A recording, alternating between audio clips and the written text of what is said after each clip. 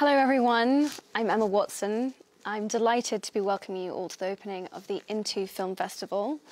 It's an honour to be joined by Malala Yousafzai. Hello Malala. Hello. First, I just wanted to say how wonderful I thought the film was and that you're just my absolute hero, so this is... It's my great honour to see you as well. Oh, so excited. That's really kind, thank you. I think the best part of the film for me was that you got to see what obviously made you so extraordinary, but more importantly, ordinary, which shows that anyone can encourage change, and I just thought that was a wonderful message from the film. Do you have a sense of a tangible goal that you would like the Malala Fund to reach within your lifetime? So it's my simple dream and very straightforward. I want to see every child to get quality education, and in order to make sure that that dream comes true, we have to work hard and we have to take action, and that's why through the Malala Fund we are working each and every day. And now the Sustainable Development Goals are going to be set up. So we are raising our voice saying that not just primary education should be focused on, but both primary and secondary education should be available to every child. And this has been my mission, and I'll make it come true. I'll try my best. How does it feel to have your story shown on film and screened to thousands of young people today as part of the Into Film Festival? It's quite interesting, but I don't like seeing myself on TV, or I can't even hear my voice. So, but once the film was made and I watched it, it really inspired me the way Davis Guggenheim, the director of the film, has delivered our story through animation and spread the message of education across the world. And it was his commitment to this goal that led to this, the making of this movie. And it covers, as you have seen it, it covers like the family story and how we stood up for the right to education at that hard time of terrorism in Swat Valley.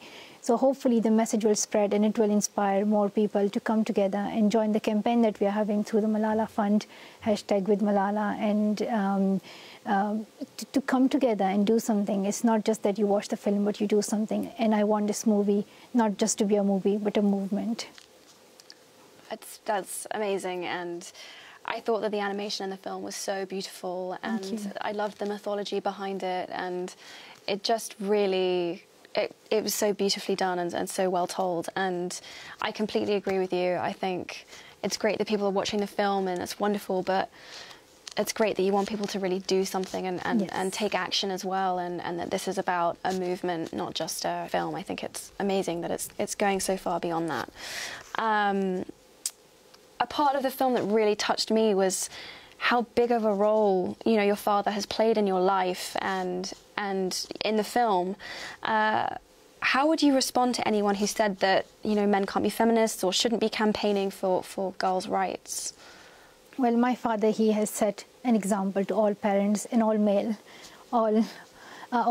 that if we want equality, if we want equal rights for women, then men have to step forward. Because if we complain that women don't get equality, equal rights, it's mean like all the things are taken by men. So they need to step back and say, we are here to support. So it can't happen that men are just thinking it's just a few women's job who are crazy feminists and they're going to change it and things are going to be changed soon. It's not going to happen like this. We all have to work together. That's how change will come. And this is the role that my father has taken. He believes in women's rights, he believes in equality, and he calls himself a feminist. But interestingly, this word feminism, it has been a very tricky word. And when I heard it the first time, I heard it I heard some negative responses and some positive ones, and I hesitated in saying, am I a feminist or not? And then after hearing your speech, when you said, if not now, when? If not me, who? I decided that there's no way and there's nothing wrong by calling yourself a feminist. So I am a feminist, and we all should be feminists, because feminism is another word for equality. Wow. I'm so moved to hear that. That's absolutely amazing, and I agree with you. It's become this really difficult word, but I think it's wonderful when people do embrace it, because it should be synonymous with equality. People have forgotten its definition. They really, really have. So that's wonderful. Wow. I'm so moved to hear that. Well, it's kind of a similar question, but what would you say to people who argue that religion and educating women are at odds? I thought, again, it was so wonderful in the film to show how important your faith and your spirituality were in giving you strength to do the work that you do. I just thought that was such a wonderful part of the film. But what would you say to people that, you know, that use scripture to say that women shouldn't be educated, or that argue that educating women is a Western concept or a Western idea? I think people fail to understand religious beliefs, especially when it comes to Islam. They have failed to understand that Islam, the word Islam means peace. So they have failed to understand that the very first word of the Holy Quran was Iqra, which means read. It wasn't that only male should read it and not female. It was about reading, it was about learning and getting knowledge. So in Islam, you believe that God has sent you to this earth. You are there to gain knowledge, to learn, and to discover more. And this is what we are here for. And so people have just misinterpreted the religion. And for me, Islam is a religion of peace, which is for the goodness and of whole humanity, and it's for the brotherhood, kindness, patience, love for each other. And I don't know why, like, people just go crazy and kill each other and start terrorism. Just live a better life and be kind. Why is it so hard to love each other? That's amazing. And yes, I completely agree. In terms of brothers, it's different, because I have two brothers and we are never good to each other. We fight. That's a separate case, but overall, I can relate. I actually have brothers. There's a lot of fighting that goes on. It's not very peaceful. All my prayers are with you. Yeah, tough for the parents. I was wondering, are you excited to see Hillary Clinton, a woman running for president in the US? Well, I don't really have any views about, like, I don't really know. I haven't really decided on which political side I am in America. I'm not. But I really think America needs a woman president. That's what I think. I agree with this. Very trivial question compared to some of the others, but I had to ask. That really, really bright pink colour that you wear, it's one of my absolute favourite colours, and I see you with it a lot, and I wondered if it was lucky or if it had any sort of special meaning to you.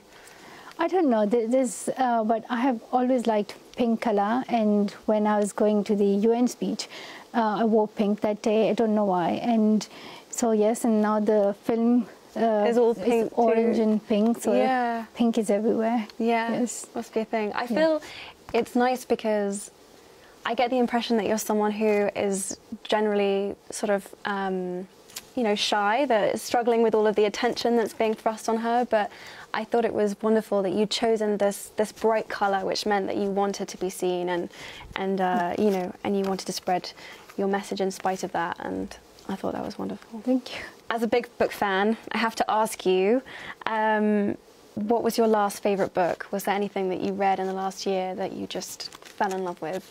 Right now I'm reading A Thousand Splendid Suns by Khalid Hosseini, and it's just beautiful. Everyone should read it. It's a wonderful book. I've also read this book. It's an amazing book. I just can't explain it. It's like the best book. Read it. I was curious what the thing you found the strangest about England compared to Pakistan was or would be. So in our books we studied that there are 4 seasons, and in Pakistan we had 4 seasons, but in the UK I just found there was 1 season, and it was always winter. That was quite surprising. Then another surprising thing was that in the UK people follow traffic rules. Which is quite surprising in our country. Maybe in a few cities people are nice, but in the rest of the country no traffic rules at all. So that was quite surprising.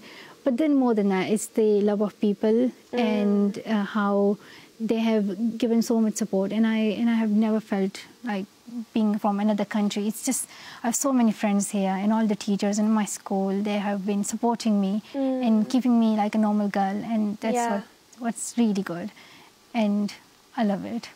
Yeah, I'm gonna stay here. Okay, I'm glad to hear that. I'm really glad to hear that, because I know you have to deal with being famous, and I was going to ask you what I sometimes get asked, which would be what you would do if you could be anonymous for a day. And then it stopped me dead in my tracks, because I realised exactly what you would do, and it really struck me, you know, what you've sacrificed for your ideals and your dream and this movement, and it made me really emotional, actually. And so I just wanted to thank you again for being who you are and for being so brave. So other than going home, is there anything that you like the idea of doing if you had magical powers and you could be invisible for a day, what you would do? Well, I haven't gone back to Pakistan for 3 years since the attack, and I would love to go back to my country. And it's just to achieve the goal I have, because sometimes people feel like I've got the Nobel Peace Prize and the book and the film they are released, and like there's nothing else that I need. But people fail to understand that my goal, which is to see every child going to school, hasn't been achieved yet, and that's what I want to see come true. And it's really important that we come together and we support each other. This is about the future of all those 66 million girls who cannot go to school right now. It's about our future. It's going to affect every one of us. If so many children are out of school, they don't get education, and they have, girls especially, they have potential, they can contribute to society. If you are stopping half of the population not to come forward, how can you think of progress and achievements? So it's important that we think it's our responsibility to participate actively in bringing change. It's we who can bring change. 66 million girls is such a huge number. It's such a massive number to think about that can't go to school at the moment. So those are my questions. And I know that very sweetly we have questions from members of the audience, which is brilliant. So I'll stop taking up all of the time. Why is it important for girls and boys to be treated equally? And this is from Grace Dane at Mill Primary School in Leicester.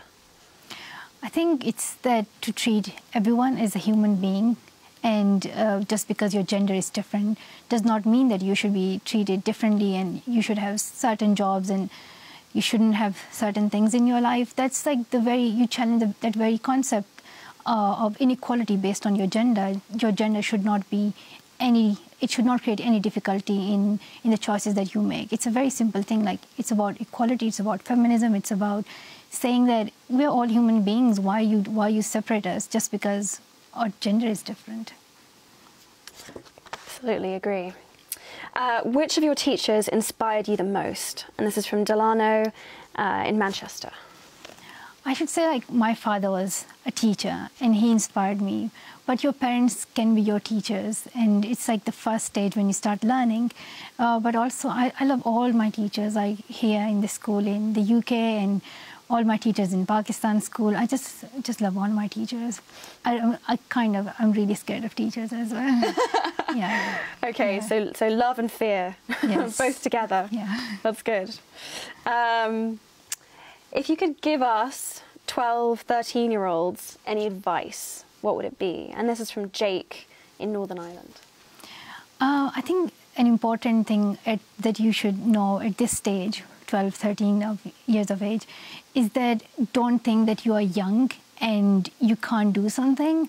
When I was writing the blog for BBC, I was just 11 years old. When I started speaking out, that was my age, the age which you are at. So don't think that your age can stop you from going forward. As we talk about gender, as we talk about religion and all these things, age is also one of them. So don't think you're young, so you don't have ideas and your ideas won't work. And sometimes we just think I'm young, so I'm not at the stage where I can just make a bigger change and I can explore all the big ideas. Age cannot put limit to what you want to do. So come forward and do the things that you want to do. Don't think that one day I will grow up and I'll do things.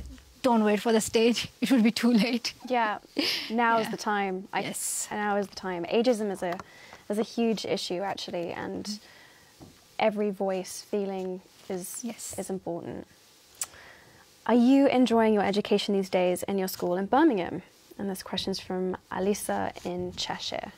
Oh yes, I am enjoying my education. Well, there's a lot to do right now because I'm doing A-levels. It's like a sudden change from GCSE to A-levels. But the subjects I'm doing are history, economics, maths, and religious studies, and I really like them, so that's why I'm enjoying it. Great choices, very serious choices, brilliant. How is education for girls in your country now? And that's from Asha in Enfield and North East London. So the reality is that the situation is not the same in every part of the country. So, for example, in the capital Islamabad in Pakistan, there are girls going to school, but then there are many parts in which girls cannot go to school, and about 5 to 6 million children at primary level are out of school in Pakistan. We, in most of the data that we mentioned, like about the number of girls who are out of school, there's not enough data about the girls who are out of the secondary education, because no one really even counts them. The number you hear are just focused on primary level. Right. So that's also tragic that we don't collect the data that we need, which is how many girls drop school at secondary level and how many are out of school. But in terms of primary education, there are about like 5 to 6 million children in Pakistan, and it's really important that we think of supporting them in education. Pakistan is right now at a stage of trying to develop strong democracy and improve and fight against terrorism.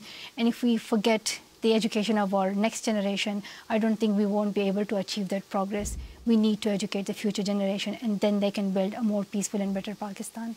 What would you say to young people who do not like, enjoy, or appreciate school? And this is from Miss Skinner. She's a teacher in Cardiff. Well, I should tell that, like my brothers, I tell them every day that they should focus on their studies, because they spend their time on Xbox and computers. And sometimes we go to school every day, and it's for many, many years of our life. But in between, we forget its importance. And I know its importance because when I was 11, I was stopped from going to school. And the next day when I woke up, and I just could not go to school, and I could not believe it, that for the rest of my life, I wouldn't be able to study at all, and I wouldn't be able to become a doctor or teacher or anything I liked. And that was the stage when I realized that education is really important for every child. So before you see that stage, realize it now. I don't want you to go through that situation ever. So realize that it's for your future, it's for the future of your country. In a way, you are contributing to your society. And just believe in yourselves, believe in the power of education. I think it's very easy to take for granted, and is actually a gift. What do your younger brothers think about your efforts? And this is from Artem in London. Well, they're really annoying, and they fight with me all the time. However, they're sometimes nice, and sometimes they think I'm doing good work. Yes. Well, that's good. Sometimes. Yes. You sometimes. That's something. My brothers are the same, by the way. What were your feelings when you had to speak publicly for the first time in front of presidents and prime ministers? And that's from Mariam in Manchester. I think I should say I feel really scared in school, speaking in school. But in terms of meeting presidents and prime minister and then talking about a cause which really matters, then you have to forget about getting nervous and the way you deliver the speech. Forget all those things and say what's in your heart. Do not hesitate. When I was meeting the president of Nigeria to talk about the girls who were abducted by Boko Haram, I said it very clearly that what are you doing? What have you done so far? Because 3 months had passed and the president had not even met them. And then he announced that he would meet the parents. So this is, you say it clearly. Why to hesitate? Why to stop yourself? And like if it was meeting the president of America, Barack Obama, or anyone, I say things very, very clearly because it's not for me. It's for children and their future. It's great that you see it as something which isn't. It's personal, obviously, but it's so much bigger than that. Yes. And you use the power and the strength of that to really, push away any nerves, which is great. How did you find the filmmaking process, and what did you learn from it? That's from Olivia in East Lothian. It was very long. It covered the 2 years journey of my life, and like going to Jordan and to speak out for the Syrian refugee children, going to Nigeria and Kenya and giving speeches, meeting world leaders, which also tells the story of our family. So it was a great experience working together with Davis Guggenheim, but at the end I didn't know what am I going to see at the end, and the way that he made it was very beautiful, especially the animation. Because I was wondering how is he going to tell the story of my father, my mother, and our past, and he has done it very well. What do you plan to do next to further promote equality? And that's from Mavis in Middlesex. Well, it's so as I said, I have this fund, the Malala Fund, and through that I'm working for education, for equality, and to ensure that girls go to school. But like, how many schools can I build? I can either build 9, 10 schools, and it's all through your support, through your donations that we build schools. But then we need our leaders to take action. We need every one of us to come forward. It's not just a few NGOs who have to do this work. It's each and every one of us who have to come forward and contribute to it, from world leaders to parents to civil society to everyone, even to you. Even if you are 11 or 12, don't think you can't do it. You all have to come forward and participate in it. And now it's time that we ask our governments where the money is spent. We give taxes, we expect something from our governments, and now it's time that we stand up and look where the money goes. Is it spent on education? If not, why not? And why are our governments not willing to help children's education, especially in conflict zones right now, in Syria, where 2 million children are now refugees and they're out of school. And it's important that we raise this point, otherwise things won't change. It will just remain the same. Voices are important, speaking out and asking governments to do the right thing. Super, super, super important. Well, we've got through all of the questions that we've been sent, which is brilliant. So maybe I will take this moment just to say thank you again. The film is so wonderful, and your story is beyond inspiring. And thank you for your time, and it's great to have you. And I think it would be great if you give a message to all these children who are listening to us right now, because you also stand for a cause that is very important. We want equality, and there would be so many boys in the audience. Yes. Yeah. Boys in the audience, specifically. I work for a cause called He for She. If you haven't signed up yet, then that would be wonderful. But we really need you as the next generation to extend a hand to the girls and the women in your life, and to include them, and to make sure that they can live their lives without discrimination, and that they have access to the same opportunities that you do. And you're in a unique position. You have a unique opportunity to do that, to support the girls and the women in your life. And if you have the chance, if moments are presented to you, do speak up, do raise your voice. Your support could literally change a girl's life, could change someone's life. And you know, gender equality is something that will affect your life too, as men and as boys. And it's just an issue that I believe about so passionately, and any of your help or support is greatly, greatly appreciated. And thank you so much. Thank you. Thank you, Malala. Well, thank you. Thank you. Nice to talk to you.